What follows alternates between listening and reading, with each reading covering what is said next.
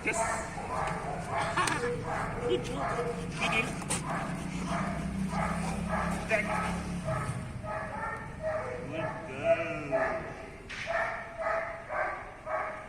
Yes. हाय दोस्तों, मैं अरुण कुमार एक बार फिर से आपका स्वागत करता हूँ जेड प्लस चैनल में। तो हमारा टॉपिक चल रहा है अभी डॉग ब्रीडिंग। ये हमारी किट्टू है जो आपने देखा इस टैग किस तरीके से होती है, सो क्वालिटी है। और इसके साथ है जेड हमारी स्टार गर्ल जो अभी मुंह में मतलब टोयले का घूम रही है अपना। तो आज के टॉपिक में हम क्या कवर करने वाले हैं, जैसा हमारा सीरीज चल रही है कि हम लोग कैनल डिजाइन पे ज़्यादा बात कर रहे हैं ब्रीडिंग से रिलेटेड टॉपिक पे, तो मैं आज सारा ये पार्क दिखा देता हूँ और इसकी खूबी बताऊँगा फिर आपको कि ये ऐसा मैंने किस लिए डिज़ाइन किया है, मिट्टी किधर की छोड़ी, पेड़ किधर क्यों लगाया है। तो ये पूरा पार्क है। तो जब हम लोग डॉग को रखते हैं तो अभी तक मैंने आरसीसी कंस्ट्रक्शन वाले पार्क की बात करी थी अपनी वीडियो में लास्ट वाली में, जिसमें दिखाया प्रेग्नेंट होने के बाद आप किस तरीके से डॉग को रख सकते हो। बट उससे पहले की चीज़ भी तो तैयारी करनी पड़ेगी ना। मैं जैसा मैंने लास्ट वीडियो में बताया था कि 1 महीना पहले उसके सारे मल्टीविटामिन स्टार्ट होने चाहिए, प्रॉपर उसकी डाइट अच्छी हो जानी चाहिए हीट में आने से पहले। और साथ के साथ ही उस टाइम पे पूरा 1 महीना पहले आपके पेट की अच्छी खासी एक्सरसाइज रूटीन, मतलब जितने हैप्पी मोमेंट है वो सारे उसके अंदर होने चाहिए। तो टाइम टू टाइम वो आपका ऑन हीट आएगी, टाइम टू टाइम वो कंसीव करेगी। तो सारा कुछ प्लानिंग करने के लिए इतना बड़ा पार्क की ज़रूरत होती है। हो सकता है हर एक किसी के पास पार्क नहीं हो तो वो ओपन रोड पे आउटडोर में भी घुमा सकते हैं। बट अब मैं इसकी खूबी बता दूँ इस पार्क की क्या है।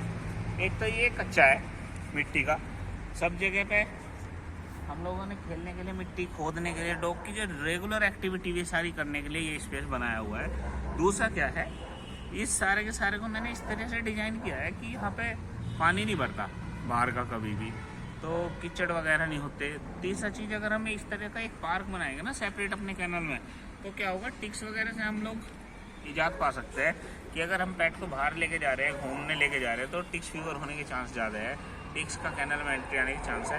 बट जब हम लोगों ने एक अपना प्राइवेट स्पेस रखा है और हम प्रॉपर ब्रीडिंग कर रहे हैं, तो यहाँ पर हम एंटी टिक्स सोल्यूशन का यूज़ करके या कुछ भी करके तो टिक्स फ्री एक अपने पार्क को रख सकते हैं। यहाँ पे खोद सकते हैं नेचुरली, ज़मीन में जितना टच होगे इनका इम्यूनिटी उतनी ही ज़्यादा होगी। और अब मैं इस पार्क का सारा बता देता हूँ क्या क्या चीज़ मैंने इसमें यूज करी, तो आप क्या क्या अपने कैनल में ट्राई कर सकते हो। सबसे पहले ये हमारी प्रीकास्ट वॉल है, जिनको प्रीकास्ट वॉल को हम लोग ईजिली इंस्टॉल कर सकते हैं। तो ये कहीं पे भी जल्दी इंस्टॉल हो जाती है, तो इतना ज़्यादा इसमें खर्चा नहीं आता, इसकी कोई कॉस्ट नहीं है ज़्यादा। ये बहुत इजीली अवेलेबल भी हो जाती है, हो सकता है आपके एरिया में ना हो, बट यहाँ पे तो मेरठ में है इजीली अवेलेबल। तो इसको लगाया, बाउंड्री अच्छी खास होगी, ये स्ट्रॉन्ग भी मजबूत भी है और इन पे हम लोगों को पेंटिंग की ज़रूरत नहीं पड़ती। दूसरा चीज़, इनके अंदर टिक्स वगैरह का रुकने का कहीं या फिर किसी और चीज़ का स्पेस नहीं है, प्लेन है, शार्प नहीं है, कट नहीं है। तो ये सबसे स्ट्रॉन्ग पॉइंट हो गया हमारा बाउंड्री के लिए। दूसरा फिर मैंने क्या किया हुआ है इसमें, ये पेड़ लगा दिए। अभी हमारा चल रहा है जनवरी, तो जनवरी में हम लोगों ने ये वाले पेड़ लगा दिए। और ये वाले पेड़ क्या है, एक्चुअली हमारा फार्मिंग भी है ना, तो उससे बैकग्राउंड से मैं बता दूँ, ये पॉपुलर वैरायटी लगाई हुई है हमने, 12 वैरायटी बोलते हैं इसको। बहुत जल्दी ये तैयार हो जाता है पॉपुलर, तो लगभग 3 से 4 साल में इसकी पूरा ग्रोन पेड़ हो जाता है, जिससे हमें एक साइड इनकम आ जाती है कि भाई किसान लोग हैं तो थोड़ा इनकम इससे भी आ जाएगी। 4 साल में ये रेडी हो जाएगा।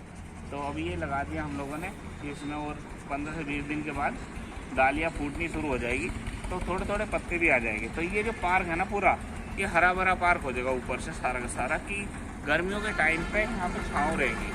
तो फिर मैंने इसमें स्पेस में 7 बाई 7 फीट का है और 14 बाई 14 फीट का कॉन्सेप्ट लगा के डाल दिया।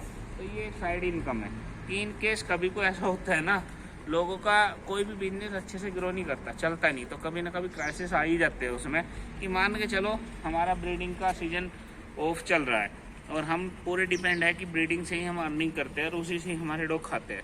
तो उस टाइम पे लोगों को अपने कुत्ते बेचने पड़ जा, लेकिन नहीं, तो आप अल्टरनेट ढूंढ सकते हो। जैसे मैंने पेड़ लगाए हैं कि अगर मेरे पास कभी को ऐसा टाइम आता है कि हम लोग पपी नहीं लेना चाह रहे 1 साल तक बच्चों से किसी से भी, और हम ब्रीडिंग करना ही नहीं चाह रहे, तो ऐसा थोड़ी कि हम उनको कहीं भगा देंगे घर से, वो हमारे पास रहने चाहिए। प्लस जो हमारे ओल्ड डॉग हो गए हैं उनके लिए मेंटेनेंस के लिए हमें खर्चा करना होता है, तो वो सब चीज़ का खर्चा हम लोग इन सब चीज़ ऐसे ऐसे टेक्निक से निकाल सकते हैं। जैसे ये पॉपुलर लगाया तो इन पे अच्छा खासा हमको अर्निंग भी हो जाएगी, प्लस सुंदर भी लगेगा, दूसरा छाँव हो जाएगी गर्मी के टाइम पे। और इस पॉपुलर की एक सबसे अच्छी खासियत बात क्या है कि जब सर्दी आती है तो ऑटोमेटिक इसके सारे पत्ते ड्रॉप हो जाते हैं, तो आपको कुछ नहीं करना। तो धूप के टाइम पे धूप की ज़रूरत हो जाती है, गर्मी के टाइम पे ये यहाँ पे भरपूर छाँव देगा। तो आप देखोगे पेड़ लगाना। दूसरी चीज़ इसमें क्या है, बीच में मैंने एक टेक्निक और लगाई, ये थोड़ा सा स्पेस छोड़ा है भगाने के लिए। जब डॉग को फैच कर लाते हैं ना तो उसे थोड़ी स्पेस की ज़रूरत है, तो इसलिए मैंने बीच में 2 लाइन नहीं लगाई, उस साइड मैंने लगाई है। और डॉग को जितना ये पेड़ लगाता हूँ ना मैं इधर उधर, ये इसलिए है कि सिंपल भागने में उसको मज़ा नहीं आता। तो डॉग इधर से कट मार के इधर से एक दूसरे में निकलेगा और जंगल टाइप, तो उसको नेचुरल फील आएगा सारा का सारा। तीसरा चीज़ यहाँ पर मैंने एक लॉन्ग टर्म के लिए बड़ा फिलफन का पेड़ लगा दिया, वो भी बड़ा हो जाएगा, 1 साल का हो गया है वो भी चल रहा है। फोर्थ चीज़ क्या है कि इसमें नेचुरल हम लोग यही 2 घास होने दे रहे हैं, ऐसा नहीं कि इसको पूरा हम लोग वो सब करते रहते हैं। तो मेरा कॉन्सेप्ट क्या है इसमें अभी के लिए सोचना मेरा, मैं आपको बताऊं कि जब यहाँ पे डॉग स्टूल करता है तो जो उसके अंदर वॉर्म्स होते हैं, कीड़े होते हैं, वे ग्राउंड को टच कर जाते हैं और वो कहीं ना कहीं ग्राउंड में एंट्री कर जाते हैं। तो आप कितना भी डिवॉर्मिंग कर लो, तो जिस एरिया में ज़्यादा से ज़्यादा डॉग पोटी करेंगे तो वो एरिया क्या हो जाएगा, इन्फेक्टेड हो जाएगा पैरासाइट से। तो 1 साल के बाद अगर हम लोग को इससे निजात पाना है तो 2 चीज़ हो सकती है।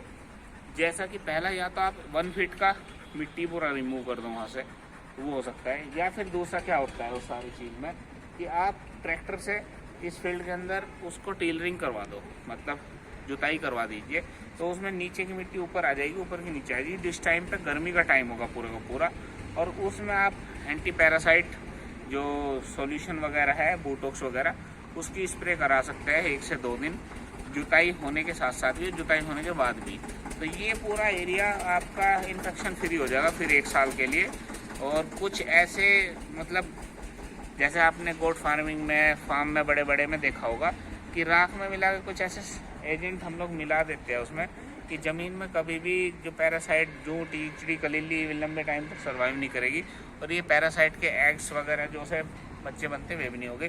क्योंकि मेरा मानना ये जो तो एक्सटर्नल और इंटरनल पैरासाइट है वे आपके पेट को सबसे ज़्यादा इफेक्ट डालते हैं किसी भी तरीके से। सिटी में थोड़ा सा उनके लिए बेनिफिट है कि वो लोग बाहर स्टूल करने जाता है, डॉग वो करके आ गया और घर पे रहता है। अगर आप फार्म बनाते हो तो उसमें एक ये भी चैलेंज आता है कि 2 से 3 साल के बाद वो पूरा एरिया इन्फेक्टेड हो जाता है, तो आपको रिप्लेस करना होता है। जैसा कि आप देखोगे आई केरी जो पशु संस्थान वगैरह है गवर्नमेंट के, उनके मैनुअल पढ़ोगे तो उनमें सारी की सारी ये चीज़ें डिस्कस की जाती है। पोल्ट्री फार्मिंग में, पिगीज़ में, काओ बफेला, इन सब चीज़ में कि आप जिधर रखते हो उसको सैनिटाइज करने के लिए वहाँ से मिट्टी रिमूव कर सकते हो, या फिर आप बर्न कर सकते हो कि आप फ्लेम से उसको जला सकते हो मिट्टी को। तो ये सब करना प्रोसीजर 2 साल के बाद तो ज़रूरी है। तो मेरा उसका सोल्यूशन निकाला है कि जहाँ पे भी हम फार्म रखते हैं कच्चे वाला, पक्का तो धो जाता है पोटेशियम परमैंगनेट वगैरह से उनसे, लेकिन जहाँ पे ये पूरा हम लोग कच्चा रखते हैं ना, उधर आप टेलरिंग करा दो। और टेलरिंग में बोटॉक्स की स्प्रे करा दो जब हो रही है, साथ के साथ पीछे से, प्लस 5 दिन के बाद ऊपर की साइड भी करा दो। फिर आपका वो लेवल हो जाएगा और उसमें इतना पैरासाइट जो है एक्टिव नहीं रहने का, जितना मतलब हो जाता है। तो आपके चैनल के लिए, मतलब चैनल बोलता हूँ, सॉरी, चैनल के लिए ये एक बहुत ज़्यादा ज़रूरी स्टाफ है जो हम लोग दिखाते हैं। Good, thank you guys.